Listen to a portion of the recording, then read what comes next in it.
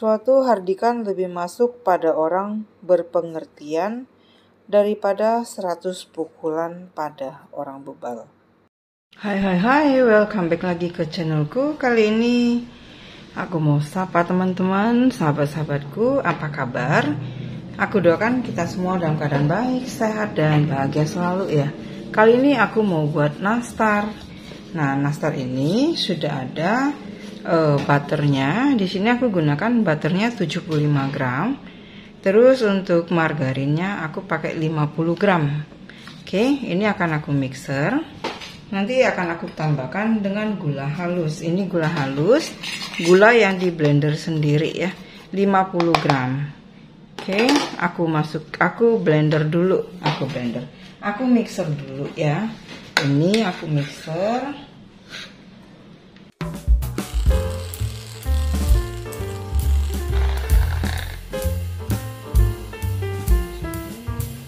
Gula halusnya seperti biasa, gula halusnya supaya nggak berterbangan, kita aduk dulu ya, baru kita hidupkan lagi mixernya.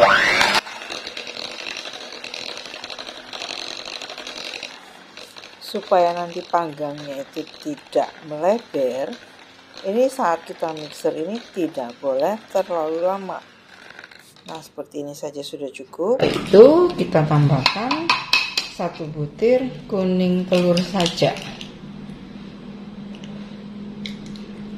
Kalau mau jadikan nastar ini premium, untuk margarin itu semua digantikan ke butter, jadi dia full butter.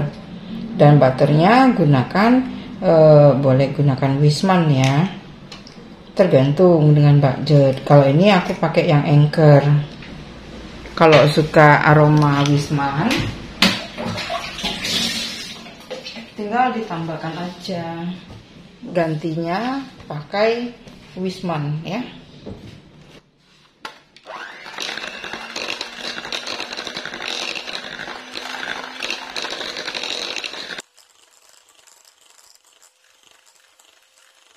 Tidak perlu terlalu lama kita mixer, cukup seperti ini saja. Lalu kita masukin tepung maizena dan bubuk susu. Aduk dulu ya.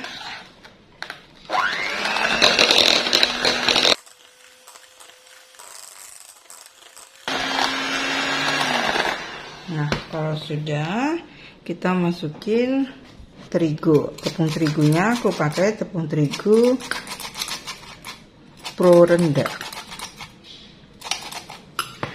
Tinggal di gesek sambil diaduk sampai adonan ini bisa dipulung.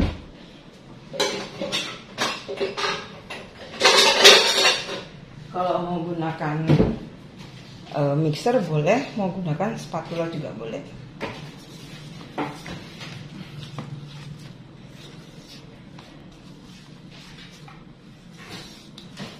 Ini tinggal kita tambahkan lagi tepung terigunya. Untuk ayakan ini bisa dicek di keranjang kuning ya, sampai tepung ini habis.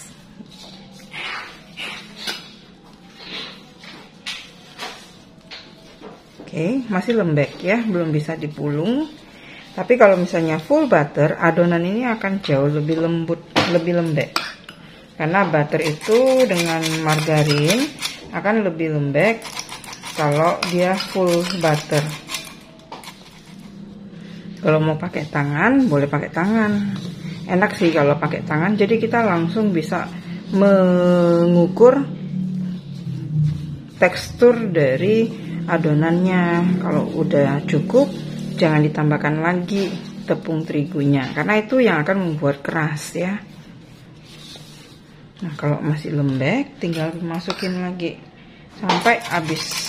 Ini dia bisa dipulung. Dan jangan lupa cuci tangan menggunakan sabun dulu. Setiap jari-jarinya itu di sela-sela jari-jarinya itu dicuci supaya kalau menggunakan tangan juga nggak masalah ya.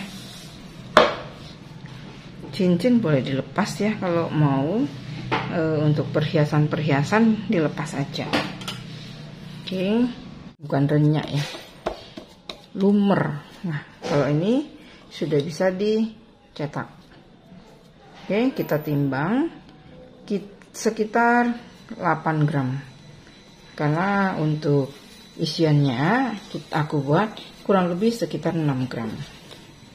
Oke, seperti ini ya adonannya ya. Jadi tepungnya aku nggak habisin. Tepungnya masih bersisa seperti ini. Jadi kalau buat jangan terpaku dengan jumlah yang ada di resep, karena tergantung dengan jenis margarin, jenis butter yang kita gunakan. Di sini aku bentuk dengan menggunakan cetakan bentuk kerang ya. Isiannya ini aku gunakan selai durian. Untuk buat selai duriannya boleh diintip kembali ke video yang udah aku pernah sharekan. Itu linknya aku sematkan di atas ya. Nah, ini dibentuk dulu bulat, lalu dicetak menggunakan cetakan kerang. Kalau mau lebih jelas cetakan bentuk kerangnya itu sedikit lebih ditekan ya. Kalau di sini aku buatnya enggak terlalu ditekan, tapi jangan juga terlalu banyak adonannya, karena itu akan membuat bentuk kerangnya itu enggak rapi. Jadi cukup digunakan seperti ini, tapi ditekan sedikit lagi. Kalau di sini aku masih kurang penekanannya. Sebelum dipoles sih oke-oke aja, masih kelihatan motifnya ya. Nah, seperti ini. Ini loyangnya udah dialasi dengan baking paper. Kalau nggak mau dialasi dengan baking paper, tinggal dipoles dengan sedikit margarin. Nah, kira-kira seperti ini. Oke, aku lanjutkan dulu. Karena di sini aku dua isian, satu isian durian, satu lagi isian bulat. Jadi untuk penandanya itu, yang kerang itu adalah selai durian. Kalau misalnya selai durian mau kalian buat itu lebih kokoh, itu kalian bisa tambahkan dengan glukos ya. Tapi kalau enggak, diabaikan aja.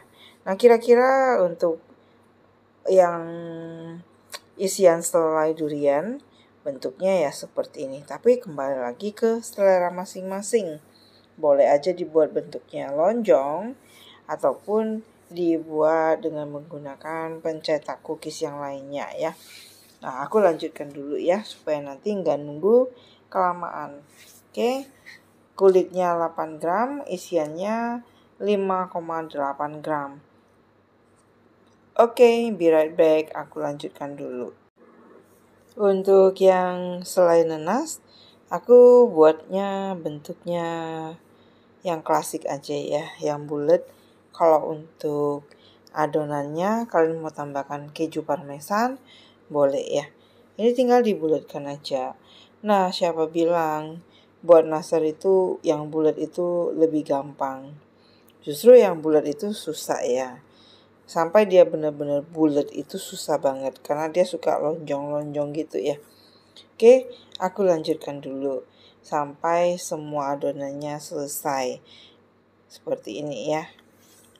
Yang bisa membuat polesan atau kulit nanas itu bisa retak biasanya karena perbandingan antara isi dengan adonan kulitnya itu kurang pas ya. Berapa sih yang pasnya? Yang pasnya paling tidaknya sekitar 50% filling, 10% kulit. Atau kalau terlalu terlalu tebal kulitnya ya, jadi bisa dibuat lebih kurang sekitar, misalnya yang inilah ya, yang 5,8 gram filling, untuk kulitnya itu bisa di 8 gram. Faktor lainnya juga pembuatan selainya itu kurang kering. Nah, kira-kira seperti ini ya. Kalau kurang kering, dia bakal keluar airnya nanti, jadi bisa retak. Ini sudah oke dan aku belum poles dulu. Langsung aku masukin dulu ke dalam oven. Suhu 150 derajat Celcius. Api atas bawah. Kurang lebih sekitar 25 menit atau 30 menit. Sambil dibolak-balik loyangnya ya. Oke, langsung saja yuk kita masukkan ke saunanya atau ke loyang ke oven yang sudah dipanasin. Oke, kira-kira seperti ini ya. Kalau kalian mau bentuk apa ya terserah dah. Aku bentuknya seperti ini aja. Oke, sambil menunggu kita siapkan bahan polesannya. Untuk bahan polesannya di sini aku pakai 2 butir kuning telur ditambah dengan 1 sendok makan minyak makan.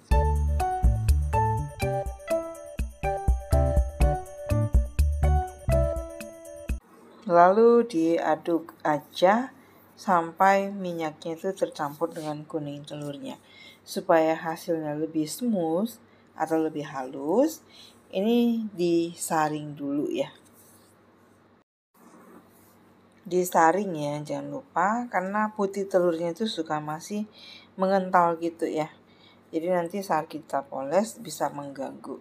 Lebih amannya sih disaring seperti ini. Oke, langsung aja kita lanjut ke yang sudah di oven tadi ya. Nah, kalau ini sudah dipanggang kurang lebih sekitar 30 menit. Suhu 150 derajat Celcius, api atas bawah.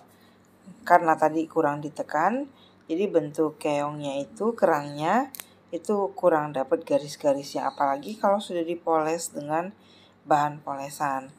Nah, untuk polesnya gunakan kuas yang seperti ini supaya lebih gampang dipoles dan lebih rapi. Jadi bisa dibuat polesannya itu 2 kali jalan ya. Kalau 2 kali jalan itu akan lebih cakep dia nanti. Kalau misalnya mau lebih bagus, gunakan kuning telur omega. Kalau enggak, kalian bisa tambahkan dengan pewarna yang warna kuning telur. Tapi di sini aku pakai yang natural saja ya. Seperti ini dipoles langsung 2 kali. Tapi jangan lupa, tadi kan sudah dipanggang 30 menit, kita hangatkan dulu ya. Kita tunggu sampai dia enggak gitu panas, baru kita poles. Oke, kalau sudah semuanya dipoles, lanjut lagi kita masukkan ke dalam oven. Panggang api atas bawah 10 menit. Kalau nanti di bagian bawahnya itu masih kurang coklat, tinggal dimatikan saja api atasnya.